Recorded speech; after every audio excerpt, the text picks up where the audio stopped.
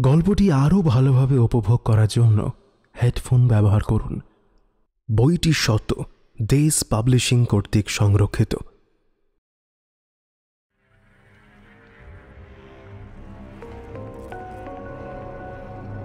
Welcome to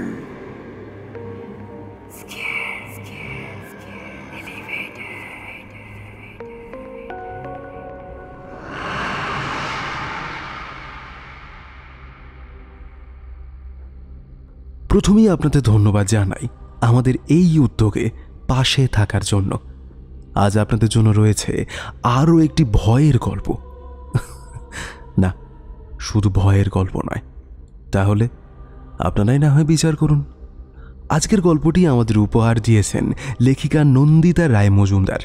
ইতিমধ্যে আপনারা বিভিন্ন অডিও স্টোরি এবং বিভা প্রকাশনীর একটি যৌথ সংকলনে লেখিকার গল্প পড়েছেন। এছাড়া এই বইমেলায় পালক পাবলিশার্স থেকে লেখিকার আরও একটি বই প্রকাশ পেয়েছে, অন্ধকারের উৎস হতে। বইটি অর্ডার করার সমস্ত ডিটেলস ডেসক্রিপশন বক্সেও পাবেন। কত ভালোবাসার সৃষ্টির শুরুতে জড়িয়ে যায় একটি গোলাপ, তারপরে মানুষগুলোর সম্পর্ক পরিণত হয়। বিভিন্ন টানাপোড়েন আর ঝড় ঝাপটার আঘাত পেরিয়ে কারুর সম্পর্কের গিট শক্ত হয়, কারুর সুতো ছিঁড়ে যায়। সম্পর্ক সূচনার সাক্ষী থাকা সেই সতেজ লাল গোলাপ ক্রমশ শুকিয়ে যায়। কিন্তু কাঁটা, গোলাপকে আঁকলে রাখা কাঁটা কি নিজের অস্তিত্ব হারায়? সে থাকে, রাখে নিজের বিষ। মৃত বসন্তের গান শুনিয়ে শুকনো গোলাপের কাঁটা হাসে, নির্ভেজাল ভালোবাসার স্তুতির মিথ্যে আলিঙ্গনে। শুনতে থাকুন নন্দিতা রায় মজুমদারের রচনায় গোলাপের কাঁটা।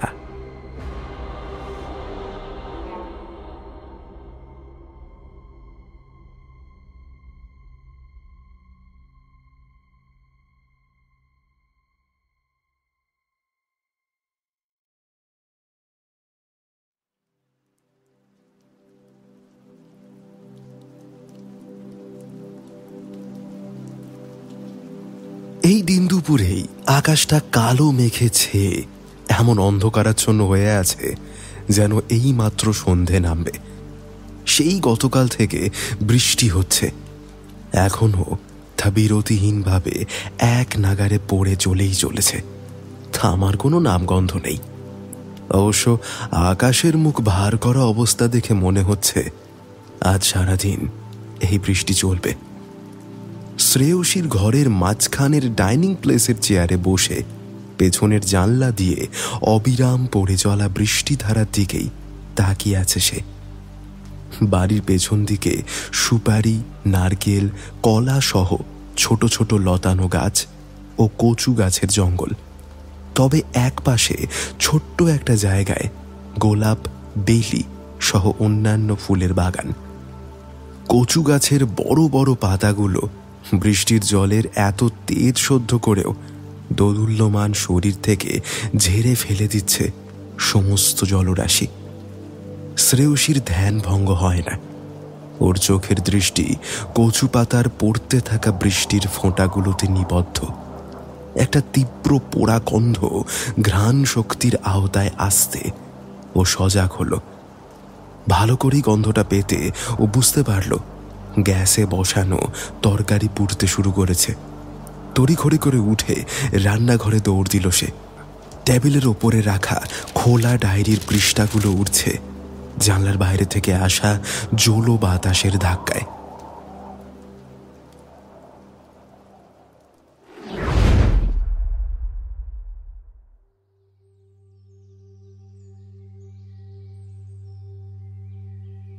অয়নের বাড়িতে আনন্দ আর মন খারাপের জোড়া আক্রমণ ঘটেছে। আনন্দের খবরটা হলো যে অয়নের প্রমোশন হয়েছে। ভালো পোস্ট, লাখ টাকার উপরে স্যালারির সাথে সাথে কোম্পানি থেকে একটি দামি গাড়িও উপহার পেয়েছে। কিন্তু এসবের মধ্যে অবসাদের কারণটি হলো তার ট্রান্সফার হয়েছে। বাড়ির একমাত্র ছেলেকে বাড়ি ছেড়ে অত দূর দেশে চাকরি সূত্রে যেতে হবে। 4 জনের এই সংসারে অয়ন এবং তুলি বাইরে চলে গেলে অয়নের বাবা মা ভীষণ একা হয়ে যাবেন। সেই চিন্তাতেই অয়নের মায়ের মন খারাপ। রান্নাঘরে এসে বাকিদের চোখের আড়ালে নিজের চোখের জল মুছছেন, কিন্তু ওনার এই নীরব কান্না তুলির কাছে ধরা পড়ে গেল। তুলির নিঃশব্দে ওনাকে পেছন থেকে জড়িয়ে ধরে ঘাড়ে মুখ গুঁজে দিল। খানিকটা চমকে উঠে নিজেকে সামলে নিয়ে উনি বললেন, কিরে, কিছু লাগবে তোর? তুলি ঘাড়ে মুখ গোঁজা অবস্থাতেই মাথা নাড়িয়ে না জানালো। তাহলে? তুলি এবারে মুখ তুলে শাশুড়ি মাকে বলল, মা, আমি অন্তত পক্ষে থেকে যাই, ও যাবে যাক। তুমি এইভাবে কাঁদছ, বাবাও মিথ্যে হাসি দিয়ে মন খারাপটা লুকোচ্ছে। এরপরেও তোমরা কেন আমাকে ওর সাথে জোর করে পাঠাচ্ছ? অয়নের মা একবার মৃদু হেসে তুলির গাল দুটো টেনে বললেন, পাগলি মেয়ে, এইরকম কেউ বলে? তোদের নতুন বিয়ে হয়েছে, এখন তোরা দুজন দূরে দূরে থাকলে সম্পর্কটা ঠিকঠাক গড়ে উঠবে কিভাবে? শুধু কি তাই, ওই অচেনা জায়গায় বাবু একা কিভাবে সবকিছু করবে বলতো? তুই তো জানিস ও তেমন বাইরের খাবার খেতে পারে না। তারপরও যেরকম কাজের মধ্যে ডুবে থাকে, তাতে কাজ করতে গিয়ে নিজের খেয়াল রাখতেও ভুলে যায়। সেখানে তুই থাকলে ওর খাওয়া দাওয়াটাও ঠিকঠাক হবে। শাশুড়ির এতগুলো কথা শুনেও তুলির মধ্যেকার দিশেহারা ভাবটা কাটল না। মাধুরী দেবী অর্থাৎ অয়নের মা কিছু একটা বলতে যাচ্ছিলেন, কিন্তু সেই মুহূর্তে অয়ন এসে চা চাইল। বাকি কথাটুকু বাদ দিয়ে তুলি আর মাধুরী দেবী বাকি থাকা রান্নাগুলোর আয়োজন দ্রুতভাবে করতে লাগলেন। দিন 2 পরে অয়ন আর তুলি রওনা দিল ওদের অচেনা গন্তব্যে। অশ্রু জল চোখে দুজনের কপালের স্নেহের চুম্বন দিয়ে তাদেরকে বিদায় জানালেন অয়নের বাবা মা। তুলি গাড়িতে ওঠার আগে মাধবীকে খুব শক্ত করে জড়িয়ে ধরে বলল, তুমি আমাকে জোর করে পাঠাচ্ছ মা, আমার একদম যেতে ইচ্ছে করছে না তোমাদের ছেড়ে। কিন্তু তাও ছেড়ে তো যেতেই হবে বলে নিষ্প্রাণভাবে হাসলেন মাধুরী দেবী। গাড়িতে উঠে বসল তুলি আর অয়ন। গলিপথের বাঁকের শেষ পর্যন্ত তুলি পেছনে ফিরে তাকিয়ে রইল ফেলে রেখে যাওয়া কদিনের এই নতুন ঘর, সংসার আর মা বাবার স্থানে বসা দুটো মানুষের দিকে। চোখের কার্নিশ ঘেঁষে এক ফোঁটা জল গড়িয়ে পড়ল।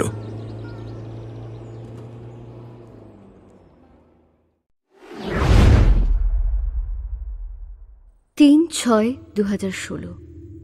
আজ তাড়াতাড়ি রান্না করার জন্য নতুন ছুরিটা দিয়ে সবজিগুলো কাটার সময় হাত কেটে গেছে। হাতটা খুব ব্যথা। ওষুধ লাগানোর আগেই ও চলে এলো। আমার খুব কষ্ট হচ্ছে বাবা। মা চলে যাওয়ার পরেও তুমি আমাকে রান্না করতে দাওনি। নিজে ডিউটি সেরে এসে রান্না করেছো। মিনতি দিকে ঠিক করেছিলে রান্নার জন্য, পাছে আমার কোথাও কোনোভাবে পুড়ে বা কেটে যায়। অথচ বাবা, আজ 3টে আঙুল কেটে যাওয়ার অসহ্য যন্ত্রণা সহ্য করেও আমি ওর বলে দেওয়া সব রান্না পরিপাটি করে রেখেছি, কিন্তু মুখ ফুটে কাউকে কিছু বলতে পারিনি। এই মানসিক অত্যাচারে আমি ক্লান্ত। সবকিছু কি কখনো ঠিক হবে না?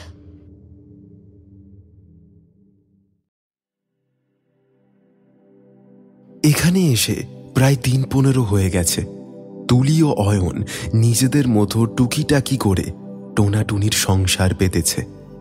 আপাত প্রয়োজনীয় সমস্ত জিনিস অয়ন এনে দিয়েছে তুলিকে। ওদের দৈনন্দিন রুটিন, সকালে অয়ন উঠে চা বানিয়ে তুলিকে জাগায়। দুজনে গল্প করতে করতে চা শেষ করে। কাঁচা হাতে 2 মায়ের কাউকেই একটা ফোন করে তুলির টিফিনের খাবারটা বানায়। কোনো কোনো দিন অয়ন নিজেই তাতে সাহায্য করে। এরপরে অয়ন অফিস চলে যায়। তখন থেকে রাত্রি পর্যন্ত তুলির নিস্তরঙ্গ অবসর। নিজের মতো একটু রান্না করে তুলি সময় কাটানোর চেষ্টা করে। গল্পের বই পড়ে, বাড়িতে ফোন করে কথা বলে, ছবি আঁকে, ইউটিউব দেখে রান্না শেখে। তাও সময় কাটতে চায় না। কিন্তু অয়ন ফিরে আসলে ওর ব্যস্ততাও ফিরে আসে। কয়দিনে তুলি খুব ভালো পাকোড়া ভাজা রপ্ত করেছে। সেসব বানাতে ছোটে। অয়ন খুশি হয়। স্বাদের হেরফের হওয়া সত্ত্বেও অয়ন যখন প্রশংসা করে তুলি ভীষণ খুশি হয়। অন্য কেউ হলে হয়তো বকাঝকা করত, কিন্তু অয়ন তুলিকে উৎসাহিত করে। তুলি যে চেষ্টা করছে তাতেই সে খুশি এবং আত্মবিশ্বাসের সাথে বলে একদিন তুলি সব শিখে যাবে। তুলির নিজেকে ভীষণ সৌভাগ্যশালী মনে হয়। এত সুখ ওর কপালে ভগবান লিখেছে। কিন্তু অবসরে কখনো কখনো একটা অহেতুক আশঙ্কা তুলির মনে উঁকি দেয়, এত সুখ ওর কপালে সইবে তো?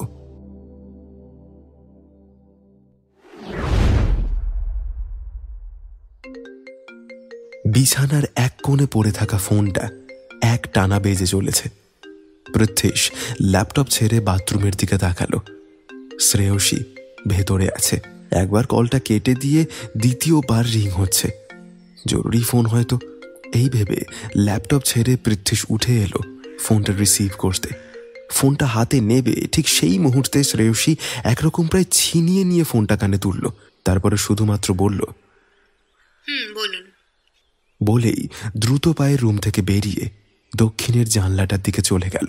পৃথ্বীশ একটু আশ্চর্য হলেও ব্যাপারটা নিয়ে তেমন ভাবল না। পুনরায় নিজের কাজে ব্যস্ত হয়ে পড়ল। পৃথ্বীশের সাথে শ্রেয়সীর সম্পর্ক এই 3 মাস হলো হয়েছে। অবশ্য এর আগে 1 বছর ধরে ওরা একে অপরের ভালো বন্ধু হয়।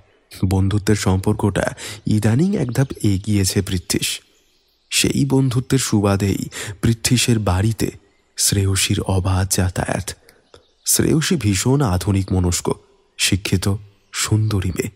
ও সবসময় জীবনকে উপভোগ করতে চায় নিজের মতো। নিজের ব্যক্তিগত একটা স্পেস সবসময় মেনটেন করে, আর সেই স্পেসে ও কারোর হস্তক্ষেপ পছন্দ করে না। বন্ধুত্বটা গণ্ডি ছাড়িয়ে প্রেমের দিকে এগোলেও ওদের সম্পর্কের গভীরতা তেমন একটা হয়নি। শ্রেয়সী জন্মসূত্রে টাটার মেয়ে। বাবা মা একটি দুর্ঘটনায় মারা গেছে ওর ছোটবেলাতেই। দুঃসম্পর্কের এক জেঠুর কাছেই মানুষ হয়। পরবর্তীকালে কলকাতায় চলে আসে সে। বিভিন্ন কোম্পানিতে HR হিসাবে কাজ করে। গত বছর পৃথ্বীশের কোম্পানি জয়েন করেছে। পৃথ্বীশের বয়স এখন 33 হলেও নিয়মিত শরীর চর্চার কারণে নিজেকে 27-28 বয়সেই আটকে রেখেছে। পৃথ্বীশ জন্মসূত্রে ঝাড়গ্রামের ছেলে। বাড়িতে মা বাবা আছেন, তবে কোনো এক কারণবশত ওর মা বাবার সাথে তেমন একটা সম্পর্ক নেই। 5-6 দিন অন্তর দায়সারাভাবে খোঁজ খবরটুকু নেয়। অন্য কোনো মেয়ে হলে এই ব্যাপারটা জানার জন্য আগ্রহ দেখাতো, কিন্তু শ্রেয়সী আজ পর্যন্ত কোনো দিন এই ব্যাপারে কোনো রকম ইন্টারেস্ট দেখায়নি। এই ব্যাপারটাই পৃথ্বীশকে আরও সহজ করেছে। শ্রেয়সী খুব দ্রুত হাতে টেবিলের খাবারগুলো সাজিয়ে দিয়ে পৃথ্বীশকে বিদায় জানিয়ে তড়িঘড়ি করে রওনা দিল। পৃথ্বীশ এত তাড়াহুড়ো করে কোথায় যাচ্ছে সেটা জানতে চেয়েছিল একবার। প্রশ্নটা শুনে সেকেন্ড 2-3 ওর দিকে ঠান্ডা চোখে তাকিয়ে কাট কাট গলায় শ্রেয়সী বলল, অনাবশ্যক প্রশ্ন উত্তর আমার প্রচন্ড অপছন্দ পৃথ্বীশ। খাবারটা খেয়ে নিও, আর রাতে কল করব আমি। কাল অফিসে দেখা হচ্ছে। আর কিছু বলার সাহস হয়নি পৃথ্বীশের। চুপচাপ ওকে গেট পর্যন্ত এগিয়ে দিয়ে রুমে এসে আবার ল্যাপটপ নিয়ে বসল।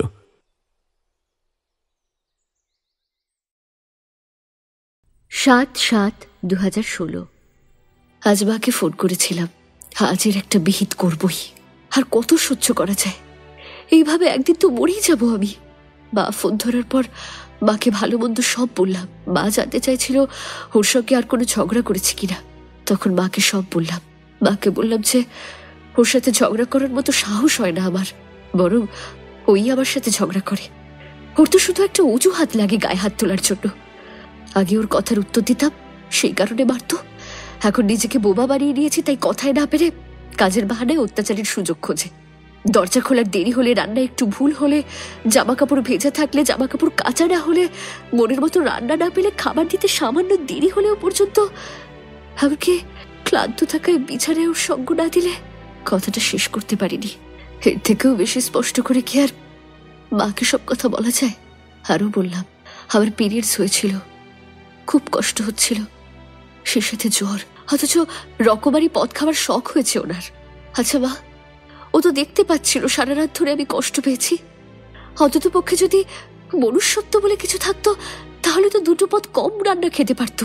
আমার শরীর খুব খারাপ লাগায় দুপুরে ঘুমিয়ে গিয়েছিলাম। বাবুর হুকুম করা 3টে রান্না করতে পারিনি, আর মরণ ঘুম আমার। ভেবেছিলাম বিকেলে উঠে সব করে নেব, কিন্তু ঘুম ভাঙেনি। ও বাড়ি এসে অনেকক্ষণ ধরে কলিং বেল চেপে ডুপ্লিকেট কি দিয়ে ঘরে ঢোকে। তাতে বাবুর অর্ধেক মেজাজ খারাপ হয়ে যায়। ওনার মনে হয় ওনাকে বাইরে দাঁড় করিয়ে রেখে আমি আরামে ঘুমোচ্ছি। সেই নিয়ে আমাকে সদ্য ঘুম থেকে চুল ধরে টেনে তুলে খাট থেকে নিচে ফেলে দিয়েছিল মা। ভেবেছিলাম আজকের মতো শেষ হলো মনে হয়, কিন্তু না। খাবার বাড়তে গিয়েও আরও বুঝতে পারি আমার কপালে আরও দুর্ভোগ আছে। হলো তাই। মনের মতো খাবার না পেয়ে ওনার মনে হলো আমি কারোর সাথে সারাদিন ফুর্তি করে ক্লান্ত হয়ে ঘুমাচ্ছিলাম। মা সব শুনে খুব কান্নাকাটি করেছিল। ও এসে গেছে, এখন যাই, তাড়াতাড়ি রান্না করতে হবে। পৃথ্বীশ ফোন করেছে। রাত্রি 12:07 বাজে।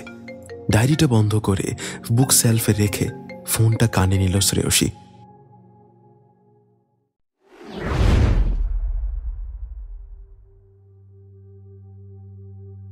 বিয়ের পর মাস 6 কাটল তুলি আর অয়নের। এখন তুলি সংসারের কাজকর্মে অনেকটাই পটু হয়েছে, রান্নাটাও বেশ ভালোই রপ্ত করে ফেলেছে। কিছুদিন অয়নের কাছে সে থাকে, আবার কিছুদিন থাকে শাশুড়ি শ্বশুরের কাছে। শাশুড়ি মায়ের সাহায্যে তুলি নিজের পড়াশোনা আবার শুরু করতে পেরেছে। সবকিছু বেশ ভালোই চলছে, কিন্তু আজকাল ওর আর অয়নের মধ্যে সমস্যা শুরু হয়েছে। অয়নের পুরনো বস ট্রান্সফার হয়ে নতুন বস এসেছে, আর সেই জন্য ইদানিং প্রচুর কাজের চাপ বেড়েছে অয়নের। আগে তুলিকে যতটা সময় দিতে পারত এখন আর তা দিতে পারে না, কিন্তু তুলি বোঝে। অয়ন চেষ্টা করে সবসময় সময় বের করার, কিন্তু ওর অবাধ্য মনটা যে এসব বোঝে না। তুলি এই কয়দিনে অয়নকে অসম্ভব ভালোবেসে ফেলেছে। ওকে ছেড়ে থাকতে ওর খুব কষ্ট হয়, আর সেই জন্যই খুব অভিমান হয় অয়নের উপরে। সেই অভিমানের কারণেই মাঝে মধ্যে ভুল বোঝাবুঝি হচ্ছে। তুলি খুব শান্ত প্রকৃতির মেয়ে, ও নিজের ভুল বুঝতে পারে, আর সেই মতো নিজের ভুল ত্রুটিগুলো শোধরানোর চেষ্টা করে।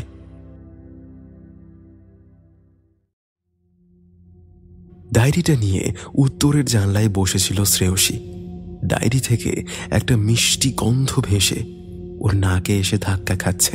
এই গন্ধটা শ্রেয়সীর খুব চেনা। আজকাল আশ্চর্য সব ঘটনা ঘটছে আমার সাথে। ব্যাপারটা এরকম, গাঢ় ঘুমে তলিয়ে থাকলেও ঠিক ও আসার আগেই আমি ঘুম থেকে উঠে পড়ছি। ঠিক সেই সময়টুকুর ব্যবধানে, যে সময়টা হাতে পেলে ও আসার আগেই ও খাবার সংক্রান্ত আর কোনো সমস্যা না হয়, সেই সময়টা আমি পাচ্ছি। এটাকে অবশ্য অভ্যাসবশত ঘুম ভাঙাও বলা চলে। প্রতিদিন ঘুম থেকে ওঠার সময় মনে হয় কেউ খুব যত্ন করে আমাকে জাগিয়ে তোলার চেষ্টা করে, কিন্তু ঘুমের রেশ কাটার পর যখন চোখ খুলে তাকাই তখন সবকিছুই বড্ড স্বাভাবিক থাকে। সেই কারণেই কিনা জানি না, ও আজকাল আমার উপর অত্যাচার করাটা কিছুটা কমিয়েছে, বা বলা ভালো অত্যাচারের সুযোগ পায় না। কিন্তু ওর ইদানিং কি হয়েছে কে জানে, দুপুরের পর আর জেগে থাকতে পারি না আমি। শুধুমাত্র দুপুরবেলা নয়, আজকাল রাত্রেবেলাতেও আমি কিছু স্বপ্ন দেখছি, কিন্তু ঘুম থেকে ওঠার পর কিছুতেই সেসব মনে করতে পারছি না। এই কদিন এসব কিছুকে মনের ভুল ভেবে বাদ দিয়েছিলাম, কিন্তু এখন আর ঘটনাটা কি ছিল? ওকে কি একবার বলে দেখবো এই ব্যাপারটা? কিন্তু আমি জানি বলেও কোনো লাভ হবে না, তাহলে কাকে বলবো?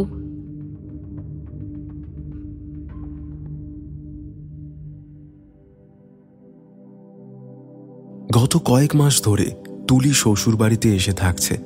তুলির পরীক্ষা চলছে, সেই পরীক্ষার প্রস্তুতি নেওয়ার জন্য বাড়ি ফিরে এসেছে। অয়ন নিজের কর্মক্ষেত্রেই আছে। পরীক্ষা শেষ করে ও আবার অয়নের কাছে যাবে। ইদানিং ওদের মধ্যে খুব কমই কথা হয়, সে কারণেই মনে হয় তুলি অয়নকে নিয়ে উৎকণ্ঠায় ভোগে। ওর শুধু মনে হয় অয়নকে মনে হয় ও হারিয়ে ফেলবে। এই ভয়টা ওকে ক্রমশ কুড়ে কুড়ে খায়। আবার নিজেকে বোঝায় ভালোবাসার মানুষকে সবাই আগলে রাখতে চায়। দিন দিন অয়নের প্রতি ওর দুর্বলতা বাড়ছে বলেই হয়তো এই ধরনের মনোভাবের জন্ম নিচ্ছে। এইসব ভাবনাকে দূরে সরানোর উদ্দেশ্যে তুলি যদিও অয়নের সাথে বেশিরভাগ সময় কথা বলতে চায়, কিন্তু অয়নকে বোঝায় যে আর তো কটা দিন, তারপরেই আবার কথাবার্তা বলতে পারবে। কিন্তু এই পরীক্ষাটা ও দ্বিতীয়বার দেওয়ার সুযোগ পাবে না, তাই ও যেন মন দিয়ে পরীক্ষার জন্য প্রস্তুত হয়। থুলির খুব ভালো লাগে অয়নের এই সাপোর্টিভ মেন্টালিটি, কিন্তু তাও মনটা বোঝে না যে কিছুতেই। ও যে এখনো অয়নকে বলে উঠতে পারেনি যে অয়নকে ও খুব ভালোবেসে ফেলেছে। অয়নকে সেটা জানে। থুলি মনে মনে ঠিক করে নেয় সামনেই অয়নের জন্মদিন আসছে, সেই দিনই অয়নকে তুলি নিজের মনের কথা বলে দেবে। ততদিন না হয় এই দূরত্বের পীড়নে ওদের ভালোবাসাটা আরো দৃঢ় হোক।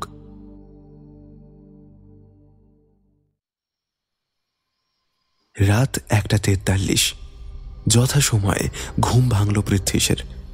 গত কয়েক রাত ধরে নিয়ম করে এই ঠিক সময়টাতেই ঘুম ভেঙেছে পৃথ্বীশের। আর ঘুম ভাঙা মাত্রই শুরু হচ্ছে কেমন একটা দমবন্ধকর অস্বস্তি মেশানো ভয়।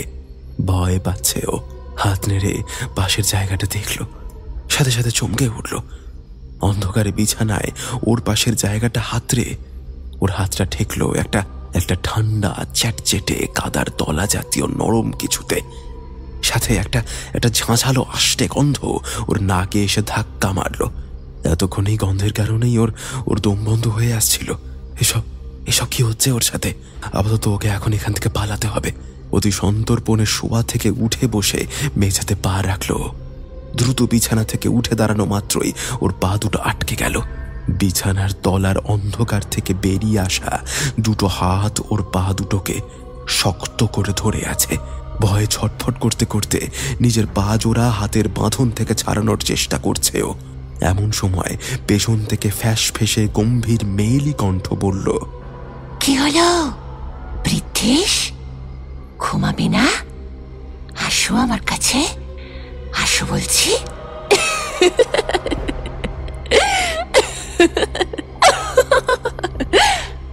কথাটার শেষেই একটা হৃদয় শীতল করে দেওয়া ভয়ানক হাসির শব্দ ঘরময় দাপিয়ে বেড়াতে লাগলো।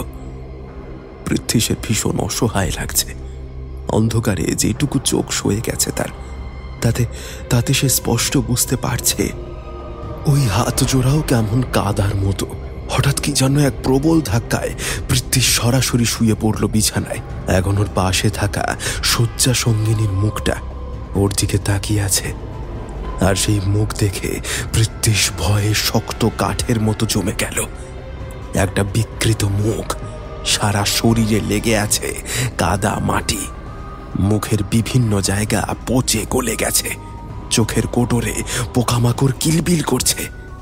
এমন এক ক্রূর হাসি দিয়ে অবয়বটা পৃথ্বীশের দিকে তাকিয়ে আছে। অবয়বটা ধীরে ধীরে ওকে শক্ত করে জড়িয়ে ধরল। সহ্য শক্তি জবাব দিল পৃথ্বীশের। অবশেষে চোখজোড়া বন্ধ হয়ে গেল তার।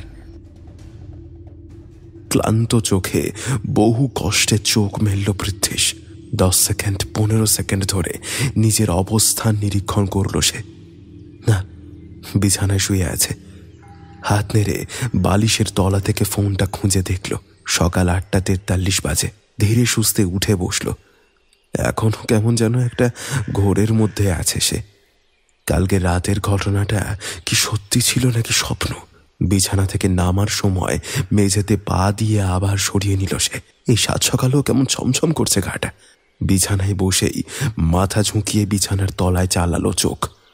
না, কোথাও কিছু নেই। ব্যাপারটা পরিষ্কার হতেই গা ঝাড়া দিয়ে নিজেকে বিচ্ছিরি একটা গালি দিয়ে প্রবর দিল। খেয়ে কাজ নেই কি নাকি? কি একটা স্বপ্ন দেখেছে তার জন্য নাকি ভয় পাচ্ছে সে। ও কি ওই মিনমিনে ন্যাকা ছেলেগুলোর মতো নাকি? ও সবসময় সবাইকে ভয় পাইয়ে এসেছে, আর আজ ও ভয় পাচ্ছে?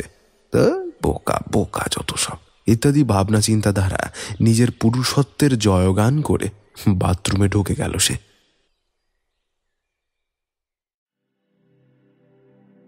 একুশ 8-2017 আজ ওর জন্মদিন। আমি ঠিক করেছি আজ ওকে মনের কথা বলবো এবং নতুন করে জীবন শুরু করব। আজকাল আরও আমার সাথে খারাপ ব্যবহার করে না। আমি বুঝতে পারি ও নিজের দিক থেকে চেষ্টা করছে সম্পর্কটাকে ঠিক করার। তাই আমিও ঠিক করছি পুরনো সবকিছু বাদ দিয়ে নিজেদের মধ্যেকার সমস্ত ভুল বোঝাবুঝি মিটিয়ে নিয়ে নতুন করে ভবিষ্যতের স্বপ্ন বুনব। আজকাল আমার যা কিছু হচ্ছে তাতে ওই মানুষটা যেভাবে আমায় সাপোর্ট করছে, তারপর ওকে ক্ষমা না করে থাকা যায় না। আর কিছুক্ষণ পরেই ও এসে পড়বে। আমার কেমন অদ্ভুত লজ্জা লজ্জা লাগছে। ও সবকিছু পছন্দ হবে তো? হবে নিশ্চয়ই। আমি আজ ওর পছন্দের রঙের শাড়ি পরেছি। কিভাবে নিজের মনের কথাগুলো বলবো তা বহুবার প্র্যাকটিস করেছি, কিন্তু এখন মনে হচ্ছে সব গুলিয়ে যাচ্ছে। কি অদ্ভুত না, নিজেরই বিয়ে করা বরকে মনের কথা বলতে এত সংকোচ। যাই হোক, এখন এখানেই থামছি। ও, কাল আবার বাড়ি যাচ্ছি। আজকের ঘটনা সম্পর্কে কাল লিখব। ও এলো মনে হয়। ব্যাস, এত দূর লেখা ডায়েরিতে। এরপরে শ্রেয়সী পরপর পাতা উল্টে উল্টে দেখল, কই, না তো, কিচ্ছু নেই। এরপরের পৃষ্ঠাগুলো সব এখনো ঝকঝকে সাদা। ডায়েরির শেষ পৃষ্ঠায় স্টেপলার দিয়ে আটা ফটোটার দিকে অবিচল দৃষ্টিতে তাকিয়ে রইল শ্রেয়সী। ফটোটায় একটা সুখী দম্পতির সিঁদুর পরানো ফটো। বড় বউ সেজে বিয়ের মণ্ডপে বসে থাকা পুতুলের মতো সুন্দরী মেয়েটার সিঁথি রাঙা করে সিঁদুর পরিয়ে দিচ্ছে এক সুদর্শন পুরুষ। ছবিটাতেও স্পষ্টভাবে দেখা যাচ্ছে মেয়েটার নাকে সিঁদুর পড়েছে। গুরুজনেরা বলে নাকে সিঁদুর পড়লে স্বামী নাকি খুব ভালোবাসে। ফটোটা দেখে হাসে শ্রেয়সী। সে হাসির আড়ালে ঠিক কি লুকিয়ে আছে তা মুখের ভাবে বোঝা গেল না।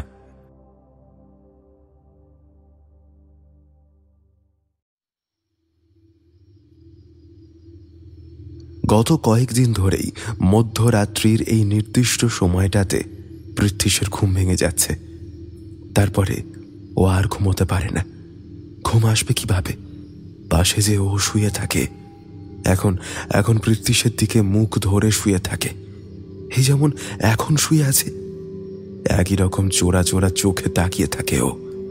পৃথ্বীশ প্রতিদিনের মতো ভয়ে পালাতে চায়, কিন্তু বিছানার নিচে পা দেওয়া মাত্রই ওই বিকৃত দুটো হাত পৃথ্বীশের পা চেপে ধরে, ওকে বিছানায় ফেলে দেয়। শুধু তাই নয়, এখনো দিনের বেলাতেও বাড়ির যেখানে সেখানে ওকে স্পষ্ট দেখতে পায়। যেমন আজকের সন্ধ্যায় অফিসের কাজ করছিল, হঠাৎ সামনে স্টাডি টেবিলের ওপর দিকে চোখ পড়তেই ওর সমস্ত সত্তা তীব্র ভয়ের জানান দিল। সামনের চেয়ারটায় বসে এক দৃষ্টিতে ওর দিকে তাকিয়ে আছে ও। শূন্য সাদাটে মণিযুক্ত চোখের দৃষ্টি রোষানলে পূর্ণ। শরীরের বিভিন্ন স্থানের মাংস পচে গলে পোকামাকড় কিলবিল করছে। পরনের শতচ্ছিন্ন পোশাকটায় উই পোকা লেগেছে। চেয়ারের কাছটা ভিজে যাচ্ছে বিকট দুর্গন্ধযুক্ত কাদা জলে। পৃথ্বী সেই ঘরের বাইরে থেকে পালাতে চায়, কিন্তু যখনই বাইরে যায় তখন কি যেন এক অমোঘ আকর্ষণে বাড়ি ফিরে আসে। এখন ওই যে ও সবসময় চারপাশে থাকে, ওর ঘরের প্রতিটি স্থানে ওর অবাধ বিচরণ। নিজের ওই দুর্গন্ধযুক্ত পচে যাওয়া হাতগুলো দিয়ে পৃথ্বীশের পছন্দ মতো সমস্ত কাজকর্ম গুছিয়ে রাখে। আজকাল শ্রেয়সীর সাথেও তেমন একটা যোগাযোগ হয় না। পৃথ্বীশ আকুল আবেদন করে শ্রেয়সীর কাছে সাহায্য চায়, কিন্তু শ্রেয়সী নিজের ব্যস্ত জীবনে ব্যস্ত। বার দুয়েক ওর কাছ থেকে সমস্তটা শুনে ডাক্তার দেখিয়ে কিছু স্লিপিং পিল এনে দিয়েছে। চিরকাল একা নিজের জীবনকে উপভোগ করতে যাওয়া পৃথ্বীশ এখন বুঝতে পারছে একাকী নিঃসঙ্গতা কতটা ভয়ঙ্কর। একদিন সকালে উঠে পৃথ্বীশ দেখল ওর অফিস যাবার জন্য যাবতীয় সামগ্রী প্রস্তুত। রান্নাঘর থেকে টুংটাং শব্দ ভেসে আসছে। পৃথ্বীশ ভয়ে ভয়ে সেদিকে এগিয়ে গিয়ে চমকে গেল। শ্রেয়সী নিখুঁত বাঙালি গৃহিণীদের মতো শাড়ি পরে ব্যস্ত হাতে রান্না করছে। প্রথমটাই অবাক হলো, শ্রেয়সী কিভাবে এখন এখানে, তাও আবার এইরকম পোশাকে? ঘরে কিভাবে ঢুকলো? চিন্তা করতেই উত্তর পেয়ে গেল, হয়তো ডুপ্লিকেট চাবি রয়েছে। শ্রেয়সী তো যখন তখনই আসে। পৃথ্বীশের খুব ভালো লাগা কাজ করছিল। এমন সময় হঠাৎ বেখেয়ালিভাবে ধারালো ছুরিতে শ্রেয়সীর হাতটা কেটে গেল। স্পষ্ট দেখা যাচ্ছে বাম হাতের তালু বেয়ে গড়িয়ে আসছে তাজা রক্তের ধারা। পৃথ্বী তড়িঘড়ি করে ফার্স্ট এড বক্স খুঁজে ওর কাছে গেল, কিন্তু আশ্চর্য হয়ে দেখল এত তক্তকে ক্ষত থাকা সত্ত্বেও শ্রেয়সী নির্বিকার ভাবে মশলায় হাত দিয়ে রান্নার আয়োজন করছে, যেন কিছুই হয়নি। এত তক্তকে আঘাত নিয়ে আঙুল নাড়ানো অসম্ভব, সেখানে শ্রেয়সী তেল মশলা দিয়ে কাজ করছে। ওর কি জ্বালা করছে না? ও কি করে সহ্য করছে? কোনো মানুষ কি এতটা যন্ত্রণা সহ্য করতে পারে? পৃথ্বীশ অনুভব করল শ্রেয়সীর মধ্যে কিছু একটা পরিবর্তন এসেছে, অস্বাভাবিক কিছু। শ্রেয়সী শূন্য ফ্যাকাশে নিষ্প্রাণ দৃষ্টি পৃথ্বীশের ওপরে নিবদ্ধ করে ফ্যাস ফেসে স্বরে বলল, তোমারও আবার দয়াময়া হয় নাকি? ভয় পাচ্ছ অয়ন? বলে কান ফাটা শব্দে হাসতে শুরু করলো শ্রেয়সী। ভয়ে বিস্ময়ে হতবিহ্বল পৃথ্বীশ মেঝেতে ছিটকে পড়ে পর মুহূর্তে জ্ঞান হারালো।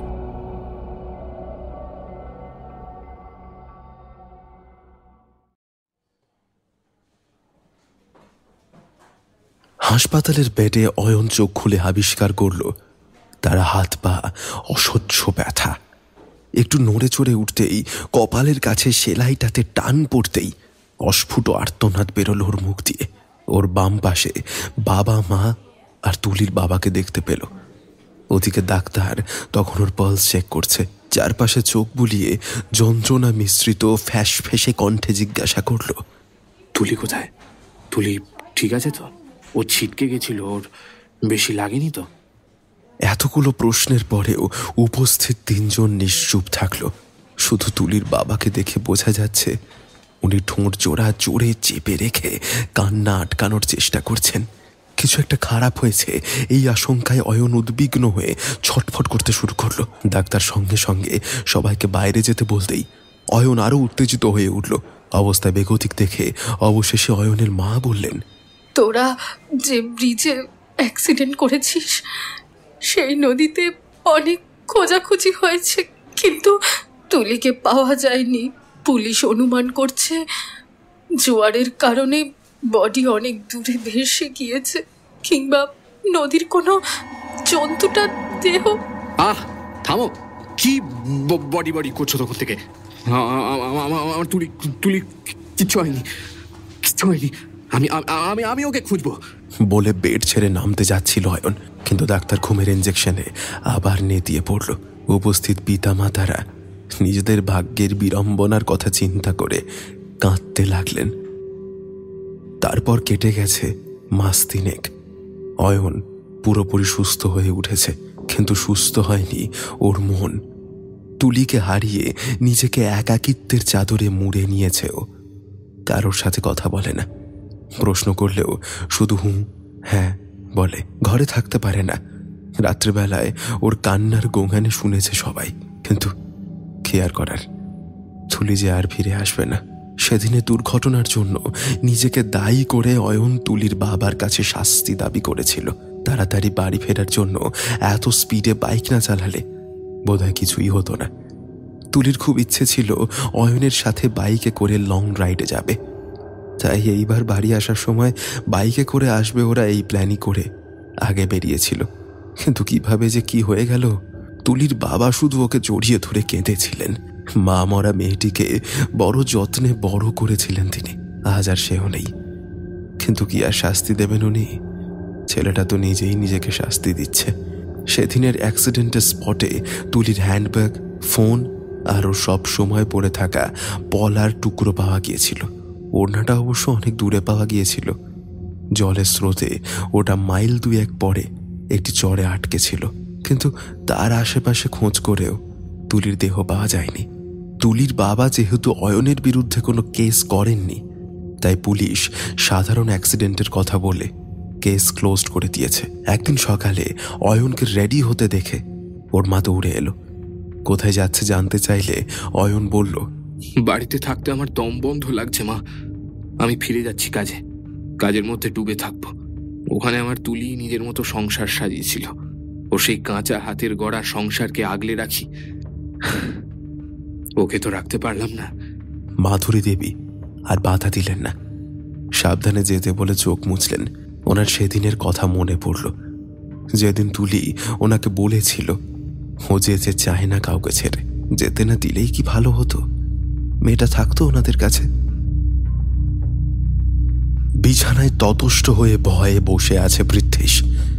শ্রেয়সীকে ওর বড় ভয় লাগছে। হ্যাঁ শ্রেয়সী, না না না, এটা যেন শ্রেয়সী নয়। শ্রেয়সীর শরীরে থাকা অন্য কেউ, সেই অন্য কেউ যাকে ও চিরতরে মুছে ফেলেছে। কেউ জানে না সেই অতীত। কথায় বলে পারফেক্ট ক্রাইম বলে কিছু হয় না, কিন্তু ও সেটা করে দেখিয়েছে। বিগত 7 বছরে সেই অতীতকে ও প্রায় ভুলেই গেছে। কিন্তু আজ তাহলে শ্রেয়সী কিভাবে জানলো? কিভাবে? কোথাও কোনো প্রমাণও রাখেনি। তাহলে শ্রেয়সী জানলো কিভাবে? ক্রুদ্ধ সাপের ন্যায় হিংস্র অক্ষিগুলোকে আবারও পিশাচের আবির্ভাবের ইঙ্গিত পাওয়া গেল। কি ভয়ঙ্কর সেই দৃষ্টি! দাঁতে দাঁত পিষে পৃথ্বী ডুব দিল অতীতের সেই বদ্ধ অধ্যায়ে। ছোটবেলা থেকেই পৃথ্বীশ ছিল ভীষণ জেদি। অন্যের কোনো ভালো জিনিস তার চাই মানে চাই, আর তা না পেলে যেভাবে হোক তা ছিনিয়ে নেওয়া। কিন্তু পাওয়ার কিছুদিন পরেই সেই জিনিসটা আর পৃথ্বীশের পছন্দের থাকতো না। কিছুদিন পর দেখা যেত সেই সব ভাঙাচোরা যন্ত্র অংশ যত্রতত্র ছড়িয়ে আছে। পৃথ্বীশ বড় হলো, সেই সঙ্গে চাপলো সফল হওয়ার জেদ। তা অবশ্য ওর ক্যারিয়ারের পক্ষে ভালোই হলো। কিন্তু যে কথা কেউ জানে না তা হলো, যখনই ওর বদলে অন্য কোনো স্টুডেন্ট ক্লাসে টপ করত, ঠিক পরের বছরই কেন সে পরীক্ষা দিতে আসতেই পারত না। কেউ কখনো প্রশ্ন তোলেনি সে বিষয়ে। এত সহজ নাকি প্রশ্ন তোলা? হঠাৎ করে অ্যাক্সিডেন্ট বা গুরুতর আঘাত পেয়ে পরীক্ষা দিতে না পারলে ওর কি কোনো দোষ আছে? এইভাবে স্কুলের গণ্ডি পেরিয়ে, কলেজ পেরিয়ে, তারপরে প্লেসমেন্ট নিয়ে ব্যাঙ্গালোরে জব, সেখান থেকে আবার ফিরে আসা কলকাতা। কিন্তু ততদিনে বিয়ের বয়স হয়ে যাচ্ছে। মা রোজ বলে এই বিষয়ে। এই সময় পৃথ্বীশের জুনিয়র একদিন নিজের এক পছন্দের মেয়ের ছবি দেখালো ওকে। প্রমোশন পেয়েই সেই ছোকরা সেই মেয়েকে প্রস্তাব দেবে। পৃথ্বী সেই জুনিয়রকে একদম পছন্দ করে না। মুখে চিনি ঢেলে কথা বলে অল্প কয়েকদিনেই বসদের কোটা অফিসে চোখের মণি হয়ে উঠেছে। আগে যেখানে পৃথ্বী সবার বাহবা কুড়োতো, সমস্ত আড্ডার মধ্যমণি হতো, ধীরে ধীরে সেই সমস্ত জায়গা কেড়ে নিচ্ছে ছেলেটা। নিজেদের প্রতিদ্বন্দ্বিতাকে কিভাবে রাস্তা থেকে সরাতে হয় তা খুব ভালো করেই জানে পৃথ্বীশ ওরফে অয়ন। ওই মেয়ে কি হাসি ছিনিয়ে নিতে হবে। ছেলেটার চোখে মুখে প্রকাশ পাচ্ছে মেয়েটাকে ও কতটা ভালোবাসে। এই ঠিক 2 মাসের মাথায় জুনিয়রটি এসে পৃথ্বীশকে অনুনয় বিনিময় করল বিয়েটা ভেঙে দিতে। কিন্তু পৃথ্বীশ তাকে সাফ জানিয়ে দিল সে বিয়ে ভাঙতে পারবে না। পৃথ্বীশ আগে জানতই না সেই মেয়েটি এই ছেলেটির হবু প্রেমিকা। কিন্তু যখন জানতে পেরেছে তখন অনেক দেরি হয়ে গেছে। অনেকদিন আগেই 2 বাড়ির বড়রা বিয়ের ব্যাপারে কথা বলে ফেলেছেন। এমনকি মেয়ে নিজেও বলেছে তার বাবা মা যেখানে বিয়ে দিচ্ছে সে সেখানেই বিয়ে করবে। এরপরে পৃথ্বীশের আর কিছু করার নেই। এরপরে আর ছেলেটি কিছু বলেনি। সপ্তাহখানেকের মধ্যেই রেজিগনেশন জমা দিয়ে সে অন্য কোম্পানিতে চলে যায়। তারপর তার আর কোনো খোঁজ নেয়নি। তারপরে যথাসময়ে সমস্ত নিয়ম নীতি আয়োজন করে বিয়ে হলো তুলি আর অয়নের। ধরে পৃথ্বীশের ডাক নাম অয়ন। পৃথ্বীশ নামটা প্রফেশনাল লোকজনদের মধ্যেই পরিচিত, কিন্তু বাড়ির সবার কাছে ওর পরিচিতি অয়ন নামে। তুলির সাথে বিয়ে হবার পরে দিন কতক ঠিকই ছিল। মেয়েটি খুব ভালো, কিন্তু ওর মনের মতো নয়। শান্ত, নিরীহ আর অতিরিক্ত ইমোশনাল, যাও সহ্য করতে পারত না। তুলির অতিরিক্ত ভালো হবার ন্যাকা সাজার চেষ্টা পৃথ্বীশের সহ্য হচ্ছিল না। সবার মুখে তখন একটাই কথা, তুলির মতো বৌমা হয় না। অয়নের কপাল ভালো যে এইরকম একটি মেয়েকে সে বউ হিসাবে পেয়েছে। কথাটা শুনলেই ওর কান গরম হয়ে যেত। ওই অপদার্থ কেউ অকর্মণ্য মেয়েটা কি এমন পাল্টেছে যে অয়নের কপাল একেবারে খুলে গেছে? বরং অয়ন ওকে বিয়ে করে ওর কপাল খুলে দিয়েছে। গাড়ি, বাড়ি, গয়না, টাকা, মান সম্মান সব পেয়েছে সে। কি ছিল ওই ভিখারি বাড়ির মেয়ের? আর এখন ওর রাজরানী হয়েছে। তাও যদি সেসবের বিনিময়ে বইয়ের কর্তব্যগুলো ঠিকঠাক পালন করত, তাও একটা কথা ছিল। না জানে স্ট্যাটাস মেনটেন করতে, না জানে লোক সমাজে নিজেকে প্রেজেন্টেবল রাখতে, এমনকি নিত্য নৈমিত্তিক কাজগুলো পর্যন্ত অগোছালো। কিছুই পারে না মেয়েটা। ওই রকম খালি ঢাক্কি নিয়ে সবাই যে কেন এত মাতামাতি করবে তা কিছুতেই বুঝতে পারে না অয়ন। জেদের বসে বিয়েটা করে ফেললেও এখন এই গলার কাঁটাটাকে সহ্য করা যাচ্ছে না। কিন্তু হুটহাট কিছু করাও যাবে না, যা করতে হবে খুব ঠান্ডা মাথায় করতে হবে। ডিভোর্স ক্লেম করা যাবে না, ও নিজের বাবা মায়ের বিরুদ্ধে যাবে। এছাড়া এখনই তুলির যে রেপুটেশন, তাতে ডিভোর্সের কথা বললে সবাই ওকেই দায়ী করবে। এছাড়া বউকে পছন্দ নয় বলে ডিভোর্স দিচ্ছে, এর মধ্যে সহানুভূতি আর প্রশংসা কুড়ানোর মতো কিছু নেই, বরং জনমত ওর বিপক্ষে যাবে। আবার এখন বেশ মোটা টাকার আলমনি দাবি করতেও পারে। না বাবা, এভাবে হবে না। তার চেয়ে যদি তুলি দুর্ঘটনাগ্রস্ত হয়ে মারা যায়, সেক্ষেত্রে তো ইন্স্যুরেন্সের টাকাটাও ওরই হবে। একটা নিখুঁত প্ল্যান সাজাতে হবে, যাতে ভিলেনও ও আর হিরো ও। চেরা হাসি খেলা যায় অয়নের মুখে। সামনের মাসেই তুলি এখানে আসছে, তো তখনই না হয়। দীর্ঘ 7 ঘন্টার বাইক জার্নি সেরে বিকেল 4টে নাগাদ বাড়িটার সামনে উপস্থিত হলো অয়ন। তালা খুলে ঘরে ঢোকার সাথে সাথেই মোটকা গন্ধটা নাকে লাগলো অয়নের। এত মাস ধরে বন্ধ থাকার কারণে ঘরের ভেতরের এই অবস্থা। ঘরে ঢুকে আশেপাশে চোখ বোলালো, সব সেদিনের মতোই আছে, শুধু ঝুল জমেছে সিলিং ও দেওয়ালে। ওগুলো পরিষ্কার করতে হবে। লাগেজগুলো রেখে বেডরুমের দিকে এগোলো সে। মেঝেতে গোলাপের পাপড়ি দিয়ে বানানো হার্ট শেপটা এখনো একই রকম আছে, শুধু গোলাপের লাল পাপড়িগুলো শুকিয়ে কালো হয়েছে। তাতে কি যায় আসে? দরজা জানলা খুলল সে। বিকালের পরন্ত রোদ ঘরে প্রবেশের অনুমতি পেল এতদিন পরে। 1 কাপ কফি খেতে খুব ইচ্ছে করছে। সেসব রুমে নিয়ে আসার সময় কিনে এনেছে। রান্নাঘরে গেল। এখানেও উত্তর দিকে একটা বড় জানলা আছে, তবে এটাতে বসা যায় না। সেই জানলাটা খুলে দিল সে। কফি বানাতে বানাতে পেছনের ঝোপ জঙ্গলের দিকে তাকালো অয়ন। এখানে থাকাকালীন পেছনের জঙ্গলটা কিছুটা পরিষ্কার করেছিল বাগান করবার জন্য। তুলির গাছ লাগানোর খুব শখ ছিল যে।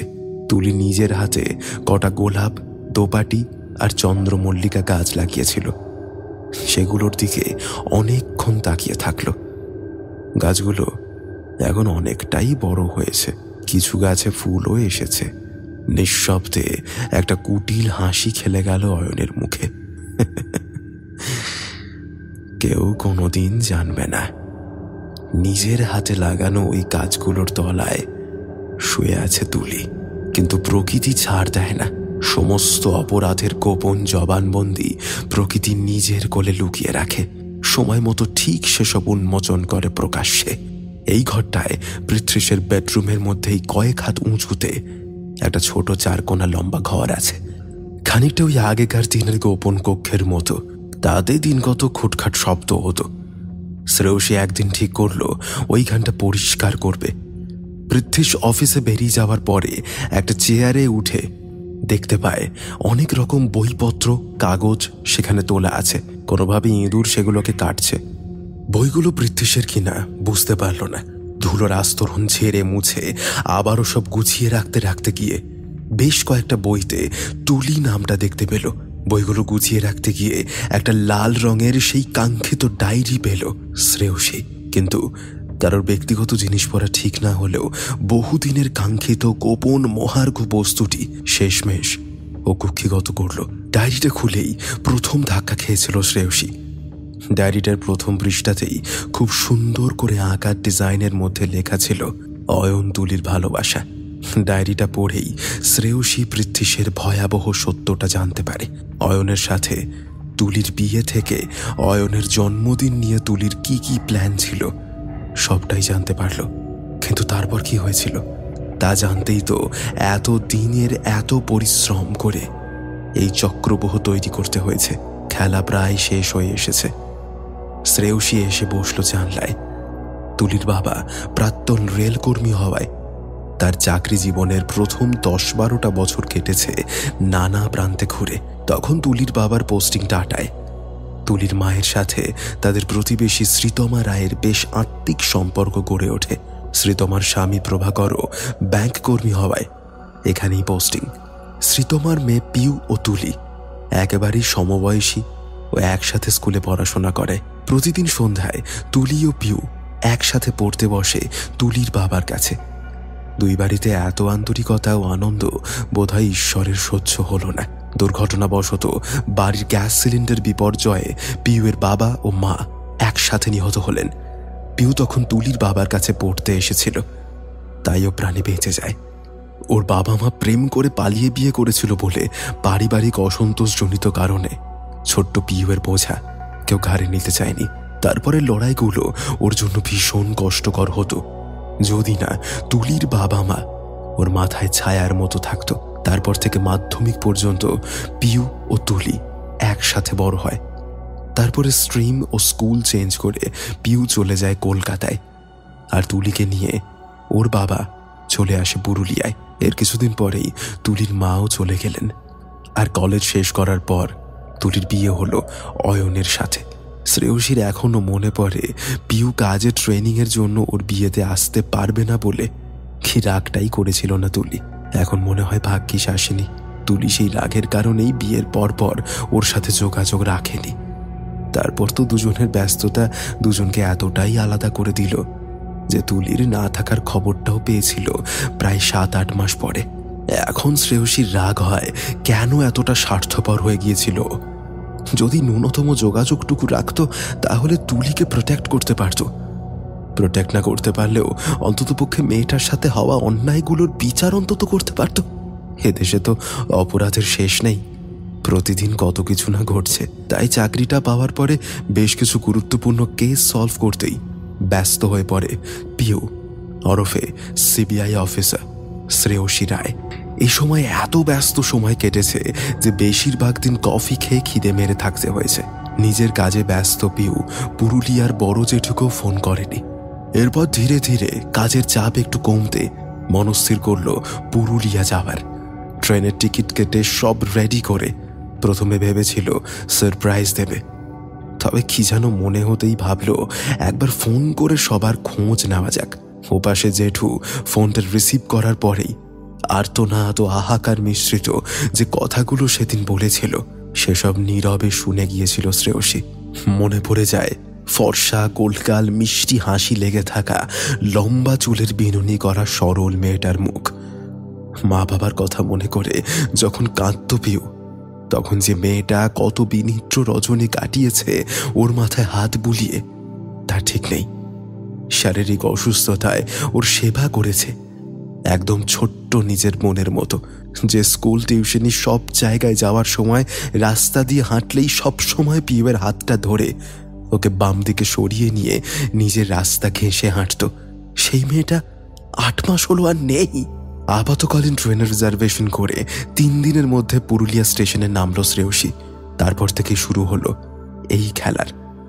সিবিআই অফিসার হবার কারণে শ্রেয়সী তুলির বাবার মুখে পুরো ঘটনাটা শুনেই গল্পটায় থাকা বেশ কিছু লুপ হল ধরে ফেলে।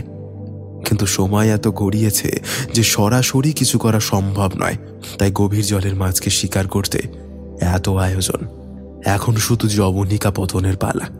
আজকে শ্রেয়সীও পৃথ্বীশের মনের মতো করে সাজল, নিজেকে প্রসাধনী ও শাড়ির ভাঁজে মুড়ে সুন্দরী করে তুলল।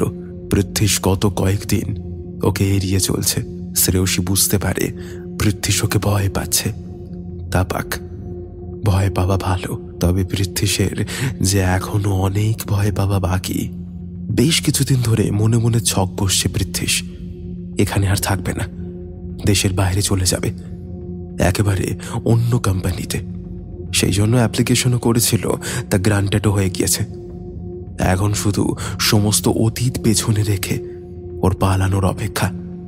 এখানে থাকলে ওর গোপন সমস্ত কীর্তি সবাই জানতে পেরে যাবে। ওর ক্যারিয়ার, সম্মান, ভালো মানুষের মুখোশ সব নষ্ট হয়ে যাবে। শ্রেয়সীকে ও কখনোই ভালোবাসেনি, তবে ওরকম একটা স্মার্ট মেয়ে ওর গার্লফ্রেন্ড হবে, এটাই তো একটা অ্যাচিভমেন্ট। তাই বলে ওর জন্য তো আর জীবন ত্যাগ করতে পারবে না। খুব সাবধানে পরিকল্পনাটা বাস্তবায়ন করতে হবে, যাতে ডান হাতের কাজ বাম হাতও জানতে না পারে। একটু বুদ্ধি খাটাতে হবে। এইসব ভাবতে ভাবতেই আনন্দে উৎফুল্ল হয়ে দরজার তালা খুলে ঘরের ভেতরে প্রবেশ করতে গিয়ে থমকে গেল অয়ন। ঘরে তো অন্ধকার কেন? লোডশেডিং নয় তো? ভেতরে এসে মোবাইলে ফ্ল্যাশ লাইট জ্বালিয়ে আলো জ্বালানোর চেষ্টা করলো, কিন্তু আলো জ্বলল না। ঘরের ভেতরটা অসম্ভব ঠান্ডা, তার সাথে নাকে এসে ঝাপটা মারছে একটা ভেজা মাটির পচা গন্ধ। কিসের গন্ধ? পৃথ্বীশ প্রতিটা সুইচ বোর্ডে গিয়ে লাইট জ্বালানোর অনেক চেষ্টা করলো, কিন্তু একটাও জ্বলল না। এই সময় বারান্দার লাগোয়া উত্তর দিকের জানলার দিক থেকে একটা গানের সুর ভেসে ওর কানে লাগলো। সঙ্গে সঙ্গে পা থেমে গেল পৃথ্বীশের। এখান কে গাইছে? শ্রেয়সী, কিন্তু গলাটা যে একদম তুলির মতো। সেই কণ্ঠ, সেই সুর, কাঁপা কাঁপা কণ্ঠেই জোরে ডাকলো শ্রেয়সীকে সে। তাতে জানলার দিক থেকে ভেসে আসা গানটা থেমে গেল। খানিক পরেই গানের পরিবর্তে ভেসে এলো বুকের রক্ত জমিয়ে তাবা তীব্র হাসির ঝঙ্কার। সেই খ্যানখ্যানে হাসির আওয়াজ পৃথ্বীশের সমস্ত জাগতিক চিন্তা চেতনাকে বিনষ্ট করে দিচ্ছে। মহাবিষ্টের ন্যায় এক পা করে সে জানলার দিকে এগোচ্ছে। আচমকা ওদের বেডরুমের আলোটা জ্বলে উঠল। সেই আলোয় পৃথ্বী স্পষ্ট দেখতে পাচ্ছে ওর প্রিয় সবুজ শাড়িটা পরে তুলি ব্যস্ত হাতে ডেকোরেশন করছে। খোলা চুল ছড়িয়ে আছে তার কোমর পর্যন্ত। কি হঠাৎ তুলি দৌড়ে চলে এলো দরজার কাছে। খানিক পরে পেছন থেকে চোখে হাত চেপে নিয়ে এলো ওরই মতো দেখতে আর একজনকে। সেই পৃথ্বীশের চোখ থেকে হাত সরিয়ে নেওয়ার পরেই ও অবাক হলো সমস্ত ডেকোরেশন দেখে। এরপরে তুলি পৃথ্বীশকে ঘরের ঠিক মাঝখানে নিয়ে এলো। লাল গোলাপের পাপড়ি দিয়ে বানানো হার্ট শেপের ওপরে দাঁড়িয়ে তুলি পৃথ্বীশের দুটো হাত শক্ত করে ধরে চোখ বন্ধ করে নিল। জোরে জোরে শ্বাস নিয়ে পৃথ্বীশের কানে মুখ এনে বলল, ভালোবাসি অয়ন, তোমাকে খুব ভালোবাসি। আমার জীবনের শেষ মুহূর্ত পর্যন্ত আমি তোমার সাথেই কাটাতে চাই, ঠিক এইভাবে তোমার হাতে হাত রেখে। পৃথ্বীশও আবেগে আলিঙ্গনবদ্ধ করলো তুলিকে। ভালোবাসার প্রতিশ্রুতি আদান প্রদানের পরেই উভয়ের কেক কাটার প্রস্তুতি নিল। কিন্তু পৃথ্বীশের পরিকল্পনা তো অন্য কিছু, আর সেই জন্য তুলিকে এক মুহূর্তের জন্য চোখের আড়াল করা খুব প্রয়োজনীয়। দুজনে হাতে হাত রেখে কেক কাটল। তুলি পৃথ্বীশকে খাইয়ে দিল, কিন্তু পৃথ্বীশ তুলিকে খাওয়াতে গিয়ে ইচ্ছে করে সেটা শাড়িতে ফেলে দিল। তারপরে জোর করেই তুলিকে শাড়িটা পরিষ্কার করতে পাঠালো। তুলি চলে যাবার পরেই পকেট থেকে বের করে আনা বিষের শিশিটা থেকে তুলির জন্য কাটা কেকে মিশিয়ে দিল। সেই কেক হাতে নিয়ে তুলির জন্য অপেক্ষা করতে লাগলো সে। আর ওদিকে বোকা তুলি লজ্জারাঙা মুখে নিজের মৃত্যুদূতের কাছে এসে দাঁড়ালো। আর পৃথ্বীশ অতি যত্নে সেই কেক তুলিকে ভালোবেসে খাইয়ে দিল। তারপরে কয়েক সেকেন্ড মাত্র তুলি পৃথ্বীশকে আলিঙ্গন করল, কিন্তু হাতের বাঁধন দৃঢ় হওয়ার আগেই ক্রমাগত কাশির দমকে তুলি মাটিতে লুটিয়ে পড়ল। মেঝেতে পড়ে ও ছটফট করছে। শরীরের ভেতরের প্রতিটা শিরা উপশিরা যেন যেন পুড়ে যাচ্ছে। দম বন্ধ হয়ে আসছে তার। চোখে নেমে আসছে অন্ধকার, ঠোঁটের পাশ দিয়ে নামছে কালচে লাল রক্ত। তুলি সাহায্যের জন্য রক্তাক্ত হাতটা বাড়ালো অয়নের দিকে, কিন্তু অয়ন ঠায় দাঁড়িয়ে রইল স্থির হয়ে। তুলিকে সাহায্যের কোনো চেষ্টাই সে করল না, বরং হাসতে শুরু করলো উচ্চস্বরে। পকেট থেকে ছোট্ট বিষের শিশিটা বার করে রাখলো কেকের পাশে। শেষবার জোরে নিঃশ্বাস টানার আগে তুলি অবাক আহত দৃষ্টিতে দেখল সেই হাসি, কিন্তু বুঝতেই পারল না কি দোষ করেছে ও, যার কারণে নিজের ভালোবাসার মানুষের হাতেই এত নির্মম মৃত্যু পেতে হলো। ধীরে ধীরে থেমে গেল তুলির নড়াচড়া। সমস্ত যন্ত্রণা, বিশ্বাসঘাতকতার অবসান ঘটল। এইবার পৃথ্বীশ বহুদিন আগে করে রাখা পরিকল্পনা মতোই সমস্ত কাজ শুরু করে দিল। মাকে ফোন করে জানালো জন্মদিন উপলক্ষে ওরা বাড়ি ফিরবে, তবে তুলির ইচ্ছে বাইকে করে যাওয়ার, তাই ওরা বাইক নিয়ে বাড়ি ফিরবে। মধ্যরাতে বেরোবে এবং সকালবেলা বাড়ি পৌঁছবে। মা বারণ করলেও তাতে আমল দিল না, কেননা মায়ের বারণ শুনলে ওর পরিকল্পনা সফল হবে কিভাবে। এরপরে কাজের জন্য ওকে দ্রুত হাত চালাতে হলো।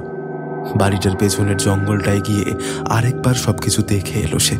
আগে থেকেই বানিয়ে রাখা ফুট দিনেকের চৌকো গর্তটায় তুলির দেহটা তুলে নিয়ে ছুঁড়ে ফেলে দিল সেখানে। তারপরে অতি সন্তর্পণে বস্তার মধ্যে ভরে রাখা মাটিগুলোকে বয়ে নিয়ে এসে গর্তে ফেলে ভরাট করে দিল। ঘণ্টা দুয়েকের মধ্যেই সেই গর্ত ভরাট হয়ে গেল। তারপরে তার উপরে ফুলের চারাগুলো লাগিয়ে দিল, যাতে যদিও কারোর চোখ পড়ে বাগানের দিকে তাহলে তার মনে হবে মাটি কুপিয়ে গাছ লাগিয়েছে। সমস্ত কাজ যখন শেষ হলো তখন রাত্রি 1:30। মা এর মধ্যেই ওর আর তুলির ফোনে বহুবার ফোন করেছে। পৃথ্বীশ চালাকি করে তুলির ফোনটা রিসিভ করলো এবং নিজের ফোনের রেকর্ডিং চালালো, যাতে স্পষ্ট তুলির গলায় শোনা গেল, হ্যাঁ মা, এই তো রেডি হচ্ছি, এই বেরোচ্ছি আমরা, রাখছি।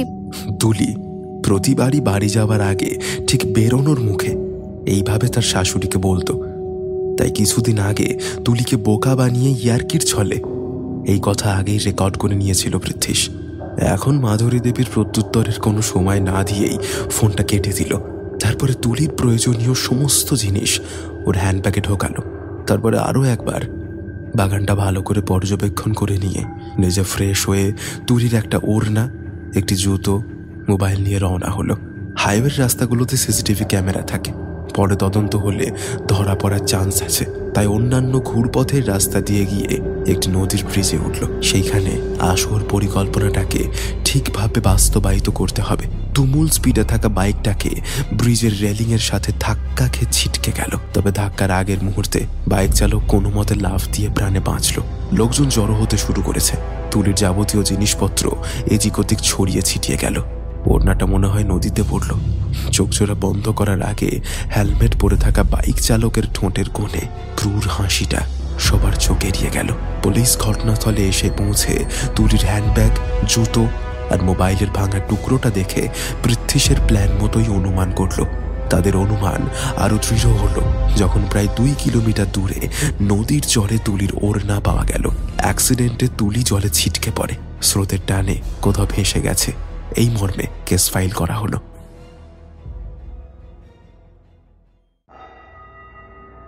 অতীতের স্মৃতিচারণ থেকে বেরিয়ে এসে বর্তমানে রুমের দরজার বাইরে দাঁড়িয়ে থাকা পৃথ্বীশ দেখল মৃত তুলির দেহটা মেঝে থেকে উঠে এগিয়ে আসছে ওর দিকে। পৃথ্বীশ প্রাণপণে পালাতে চাইছে, কিন্তু কেউ যেন ওর পা দুটো ওখানে জমিয়ে রেখেছে। শ্রেয়সী কোথায়? ভয়ে পৃথ্বীশ শ্রেয়সীর নাম ধরে জোরে ডাকলো, শ্রেয়সী!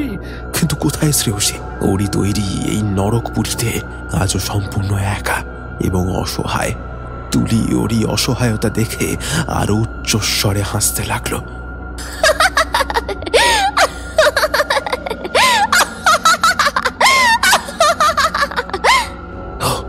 কি বিভৎস সেই হাসি!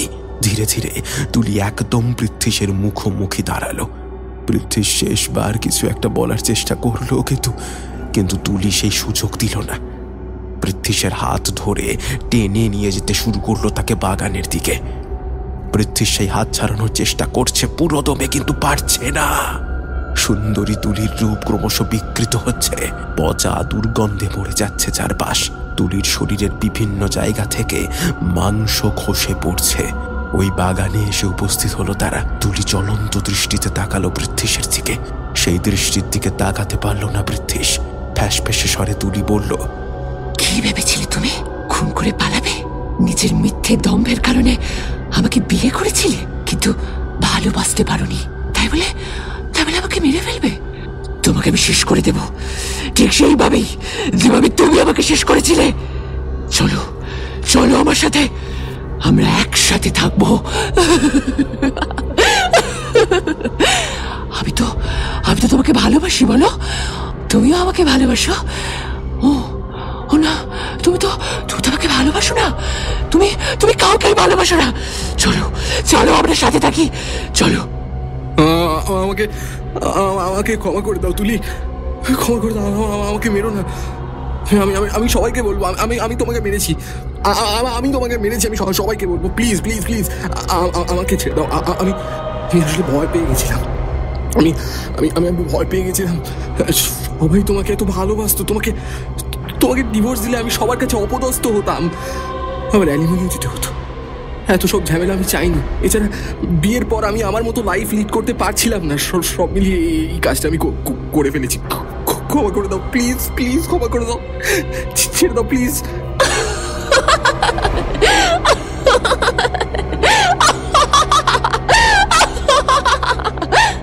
তুলির অট্টহাস্যে রাতের নীরবতা খান খান হয়ে যায়। সেই তাচ্ছিল্যের হাসিতে কোনো ক্ষমা নেই। তুলি বলল, আমাকে তো তুমি প্রাণ ভিক্ষার সুযোগ দাওনি, আর আমি তোমাকে ক্ষমা করবো? কখনোই না, কখনোই না। পৃথ্বীশ মাটিতে পড়ে গেল। নিজেকে ছাড়ানোর আপ্রাণ চেষ্টা করতে লাগলো, কিন্তু তাতেও কোনো লাভ হলো না। পাথুরে কাঁটা গাছের ঝোপ জঙ্গলের ওপর দিয়ে তুলি চিত হয়ে শুয়ে পড়া পৃথ্বীশের হাত ধরে টেনে হিঁচড়ে নিয়ে যাচ্ছে সেই গর্তটার দিকে। পৃথ্বীশের পিঠ ছিলে ক্ষত বিক্ষত হচ্ছে। তুলির হাতের টানের জোরে মনে হচ্ছে ওর সমস্ত হাতটাই যেন শরীর থেকে উপড়ে যাবে। গর্তের কাছাকাছি প্রায় চলেই এসছে। সেই সময় শ্রেয়সীর ডাকে থেমে গেল তুলি। ওকে ছেড়ে দে মিষ্টি দে। পৃথ্বীশের মনে আশা জাগলো বাঁচার, কিন্তু প্রতিশোধে মত্ত তুলি পৃথ্বীশকে ছেড়ে খপ করে শ্রেয়সীর গলা চেপে ধরল। শ্রেয়সী আপ্রাণ চেষ্টা করছে সেই মুঠো ছাড়ানোর, কিন্তু ব্যর্থ হচ্ছে। ওই জানোয়ারটাকে আমি ছাড়বো না, আর এর মাঝে তুই এলে আমি তোকেও শেষ করে দেবো। পৃথ্বীর সুযোগ বুঝে পালানোর চেষ্টা করতেই তুলি এবার ওর গলাটা চেপে ধরল এবং শ্রেয়সীর দিকে তাকালো। শ্রেয়সীও পৃথ্বীশকে দেখল। এভাবে ওকে মেরে তুই আদপে ওর মতোই তো গুম খুন করবি। তোর আর ওর মধ্যে পার্থক্যটা কোথায় থাকবে বল? তোকে মেরে মাটিতে পুঁতে দিয়েও ও সবার কাছে আদর্শ মানুষ, আদর্শ প্রেমিক আর আদর্শ স্বামীর মুখোশ পরে আছে। ওর এই অন্ধকার রূপ কেউ জানে না। আর আজ যদি তুই ওকে মেরে দিস, ওর সেই কুকর্মের কথা আর কেউ কখনো জানতেও পারবে না। ও সব দিন নিজে ভালো হয়ে থাকার জন্য এতগুলো পাপ করেছে, যাতে ও সবার কাছে প্রশংসা কুড়োয়। ওর এই লোভ আমাদের ভাঙতে হবে। ওর পাপের কথা সবাইকে জানাতে হবে, যাতে প্রত্যেকে ওকে ঘেন্না করে, আর সেটাই হবে ওর উপযুক্ত শাস্তি। তুলি থেমে গেছে অনেক আগেই। পৃথ্বীশের শরীরের জোর ফুরিয়ে এসেছে। ক্ষতবিক্ষত অবস্থায় ঢুলু ঢুলু চোখে কোনো মতে তাকিয়ে আছে দুই নারীর দিকে, একজন জীবিত, একজন মৃত। অবশেষে চোখের সামনে অন্ধকার নেমে এলো পৃথ্বীশের।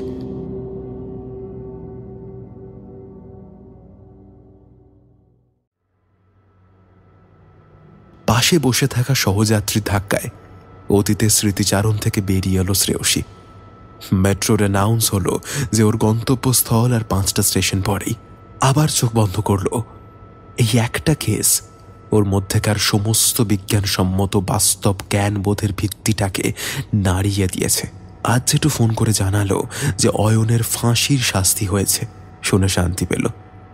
মনে মনে কাকে যেন বলল, দেখলি তো, তোকে কথা দিয়েছিলাম, তোর ন্যায্য বিচার আমি পাওয়াবই, তা আমি করে দেখিয়েছি। শ্রেয়সী মেট্রো দুলুনি খেতে খেতে ওর জীবনের এই রোমাঞ্চকর অভিজ্ঞতার কথা পুনরায় স্মরণ করল। ঠেলে সামনে এগিয়ে এলো শ্রেয়সী। রায়জিটুর কাছে সমস্ত ঘটনাটা জানার পরেই গোপনে কেসটা রিওপেন করিয়ে তদন্ত শুরু করেও। অয়নকে যে কোনোভাবেই আসামি প্রমাণ করতে পারবে না সেই বিষয়ে ও নিশ্চিত ছিল। শ্রেয়সীকে খুব জানার দরকার ছিল যে তুলির ডেড বডিটা কোথায়। কেন যেন ওর মন জানান দিচ্ছিল যে তুলির বডি নদীতে পড়েনি, কিন্তু অনুমানের ভিত্তিতে তো আর কেস দাঁড়ায় না। এছাড়া অয়নকে সাসপেক্ট করার কোনো কারণই নেই। অবশেষে ফেসবুকের দ্বারস্থ হয় অয়নের কাছাকাছি আসার জন্য সে। এরপরে নিজের প্রভাব খাটিয়ে অয়নের অফিসেই কাজ নেওয়া, আর ওর বন্ধুত্ব করা এবং মিথ্যে প্রেমের সম্পর্ক। রিক্স নিয়ে পৃথ্বীশের বাড়িতে গিয়ে শুরু হয় চিরুনি তল্লাশি। এইভাবে একদিন সে ডায়েরিটা পায়। তুলির ডায়েরি পড়েই শ্রেয়সী বুঝতে পেরেছিল অয়নের কদর্যুর রূপটা তুলি দেখতে পেয়েছিল। কারণে অকারণে ওকে মারা, অত্যাচার করা, এমনকি নিষিদ্ধ ওষুধ খাইয়ে পাগল করার চেষ্টা পর্যন্ত করেছে জানোয়ারটা। তাও তুলি চেষ্টা করত ওর মনে জায়গা করে নেওয়ার, কিন্তু বোকা মেয়েটা বুঝতেই পারেনি সমস্ত পরিশ্রম আত্মত্যাগের পুরস্কার স্বরূপ ওর জন্য অপেক্ষা করছে সুপরিকল্পিত নির্মম মৃত্যু। শ্রেয়সী ভেবেছিল একটা একটা করে ক্লু সন্ধান করে অয়নকে হাতে নাতে ধরবে। সেই জন্যই ডক্টর প্রেসক্রাইবড কিছু স্পেসিফিক মস্তিষ্ক নিয়ন্ত্রণকারী মেডিসিন দিত অয়নকে, যার ফলে অয়ন তুলিকে হ্যালুসিনেট করত আর ভয় পেত। কিন্তু অয়নের সাথে ঘটা মাঝের ঘটনাগুলো বড্ড রহস্যজনক। ওর প্রফেশন ওকে অতিপ্রাকৃত জিনিসে বিশ্বাস করার অনুমতি দেয় না। কিন্তু সেদিন রাতে যে ঘটনা ও নিজের চোখে দেখেছে তাও কিভাবে অবিশ্বাস করবে। সেদিন তুলির মতো সেজে রেডি হচ্ছিল শ্রেয়সী। ভেবেছিল আজই নাটকের যবনিকা পতন করবে। শ্রেয়সীকে তুলি ভেবে ভয় পেয়ে অয়ন সব সত্যি বলে দেবে। কিন্তু হঠাৎ লোডশেডিং হয়ে গেল। তারপরে একটা বোটকা ঝাঁঝালো গন্ধ নাকে এলো। তারপরে আর কিছু মনে নেই ওর। জ্ঞান এলো অয়নের প্রাণ ভিক্ষার কাকতি শুনে। বাগানের দিকে ছুটে গিয়ে সেদিন শ্রেয়সী যে দৃশ্য দেখেছিল তাও কোনোদিন ভুলবে না। ভাগ্যক্রমে তুলি শ্রেয়সীর উপরে আস্থা রেখে অয়নকে ছেড়ে দেয়। তারপরে বাকি কাজটা করা খুব সহজই হয়ে যায়। শ্রেয়সীর তত্ত্বাবধানে পুলিশ এসে বাগান খনন করে তুলির কঙ্কাল ও ডায়েরি উদ্ধার করে পৃথ্বীশের উপরে কেস ফাইল করে। অবশ্য পুলিশের হেফাজতে পৃথ্বী ওরফে অয়ন সমস্ত সত্যি স্বীকার করে। সেই জবানবন্দির ভিত্তিতে তুলি মার্ডার কেসকে বিরলের মধ্যে বিরলতম চিহ্নিত করে ফাঁসির শাস্তি ধার্য করেছে আদালত। পৃথ্বীশের মা বাবা এই ঘটনা জানার পরে ভেবে নিয়েছে তাদের কোনো ছেলে কোনোদিন ছিল না। সবার চোখের মধ্যমণি পৃথ্বীশ সবার কাছে ঘৃণার পাত্র হয়েছে। এখন লোকে বলে ও নাকি জেলের ভেতরে আপুস নয়নে কাঁদে, তার কাছে যেন ক্ষমা চায়, চলে যেতে বলে তাকে। আবার মাঝে মাঝেই ওকে তাড়াতাড়ি ফাঁসি দিতে চায়, কাকুতি মিনতি করে যাতে ওই মানসিক যন্ত্রণা থেকে মুক্তি পায়। গন্তব্য স্টেশনের নাম অ্যানাউন্স হতেই শ্রেয়সী ভিড় ঠেলে এগিয়ে এলো। আরও কত কত তুলিরা বিচারের অপেক্ষায় রয়েছে কে জানে।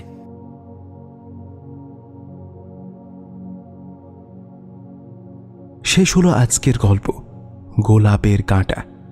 গল্পের বিভিন্ন চরিত্রে অধ্যায় মৌমিতা, মৃত্তিকা, সায়ন্তন, শব্দ সংযোজন সুদেশনা, পরিচালনা এবং আবহ সৃষ্টিতে বিপুল, পোস্টার আর্টিস্ট ক্রিয়েটোম্যানিয়া, গল্পের সূত্রধার এবং গল্প পাঠে আমি আসঞ্জন। ফিরে আসব আরও একটি অভিনব গল্প নিয়ে, তাই কান রাখুন স্কেয়ার এলিভেটর ইউটিউব চ্যানেলে। নমস্কার, শুভরাত্রি।